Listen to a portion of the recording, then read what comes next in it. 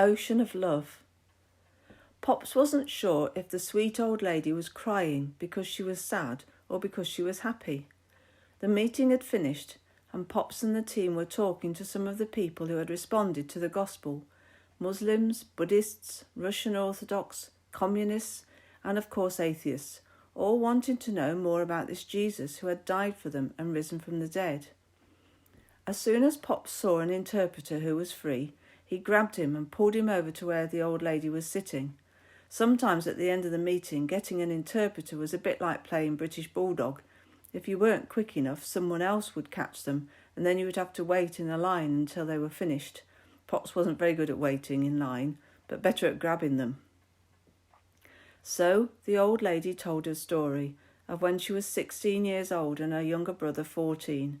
One night in Kalmykia at the end of 1941, the Red Army soldiers had knocked on her family's front door and demanded to be let in.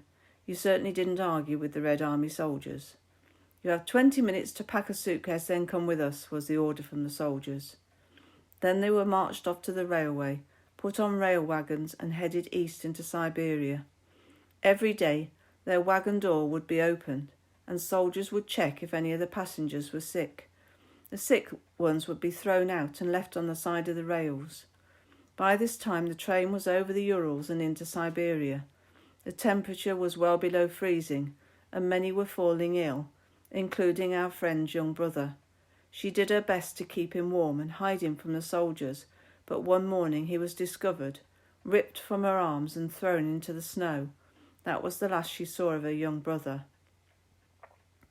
Although she had done everything she could to protect him, for the rest of her life she carried the guilt of seeing her young brother lying in the snow, knowing that in a few hours he would have frozen to death.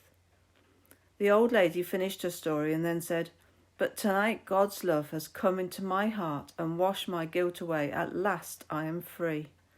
Pops tried to explain that it wasn't her fault, that she couldn't have saved her brother, but he could see that God was doing something wonderful in the old lady's heart, and so he just kept quiet and watched God just love his child.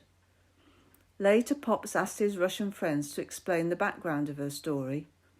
After Hitler invaded Russia, Stalin was afraid that the Kalmyks would side with the Nazis, so he decided to get rid of all the Kalmyks. As simple as that. You can always trust communism to come up with a nice simple solution to any problem.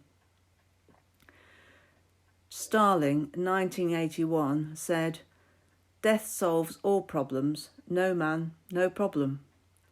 George Fox, in 1647, said, "I saw also there was an ocean of darkness and death, but an infinite ocean of light and love which flowed over the ocean of darkness, and in that also I saw the infinite love of God."